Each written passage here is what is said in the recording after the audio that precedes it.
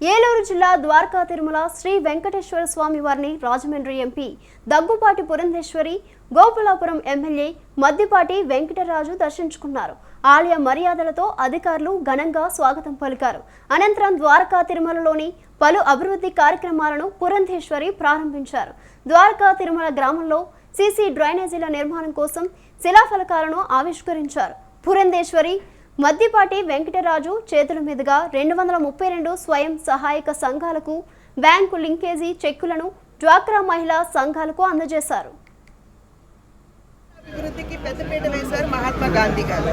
గ్రామాలు దేశానికి పట్టుకొమ్మలు అని చెప్పి వారు చెప్పినటువంటి సందర్భంలో ఇవాళ ఇక్కడ జరుగుతున్నటువంటి అభివృద్ధి కార్యక్రమంలో రోజున వారు విశ్వసించినటువంటి విషయాలకి పెద్దపీట వేస్తూ వారు చూపిన దారిలో నడిచినట్టేనని చెప్పి నేను భావిస్తూ ప్రజలందరికీ కూడా నేను నా గాంధీ జయంతి శుభాకాంక్షలు నేను తెలియజేసుకుంటున్నాను.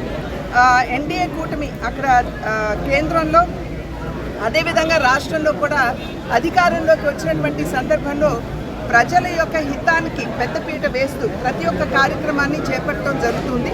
సమర్థవంతమైనటువంటి నాయకత్వాన్ని రాష్ట్రానికి అందిస్తూ ఒక మంచి సుపరిపాలన కూడా రాష్ట్రానికి అందించడానికి ప్రయత్నం చేస్తున్నారు.